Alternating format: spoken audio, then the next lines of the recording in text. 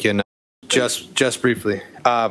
First and foremost, I want to thank Senator Glick, Madam Chair. You've given this a hearing twice. I can't thank you enough. The people of my community can't thank you enough. You've been gracious enough to go on as a second author, and I really truly appreciate it. I wish I could bring my whole community down here because they know what you're doing and they appreciate it. I've got to thank all the people that had come down to testify. I traveled many hours, to come down here from Illinois, from Northwest Indiana. Dave, where are you from again? Homewood, Illinois, but actually I was in Holland, Michigan this weekend for a hockey tournament.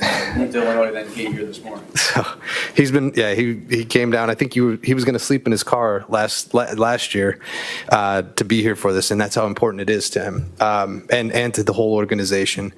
And then to all of you that supported this bill last year. Ultimately, as David kind of pointed out, you have all these different things that that come to mind, that this could be compared to. And one of the things that I think of is our movement with AED, the defibrillators. We're getting these in schools, regardless of, whether or not there's been incidences. If you're having a cross country meet, you got to have an AED defibrillator out there. If you're having a football game, you got to have AED defibrillators. While it's rare, those are lifesavers. I think that this is akin to that.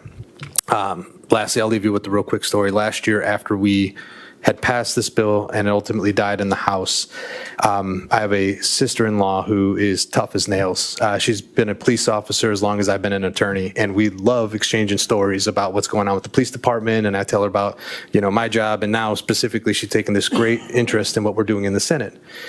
Just so happened that last year, she's an officer with the Portage Police Department. She got a phone call out to Ogden Dunes because of a potential drowning. Her grandfather had called and said, "Hey, my 7-year-old went underwater."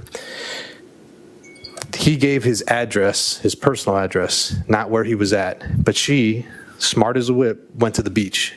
The other rescue went to the house. She ended up being the only person out there as a first responder. She didn't have any equipment. She got out of her vest, got out of everything, got in that water where she found the grandfather. He was in complete shock, didn't know what to do. She swam out. She immediately said, she's a strong swimmer. She's a swimmer in high school. She stays in shape. She got out in the water and she's like, I immediately panicked. It was cold. It was June, so the lake hadn't really warmed up yet. Very beginning of June, right after we got out of session, and she ultimately was out in that water for a couple of minutes. She started having just a fit. She started panicking, but she said, she kept her cool. She ended up finding the boy. He'd been in the water for 30 minutes. He had passed away, and she pulled him out herself. And so she called me that night, and she was asking me. She goes, "Did you pass that bill last year? I remember you talking about it." And I said, "Unfortunately, it didn't pass." And she goes, "I'm going to tell you right now, get your butt back down there and do your dang job and pass that bill." So I hope you guys can help me do that. Thank you.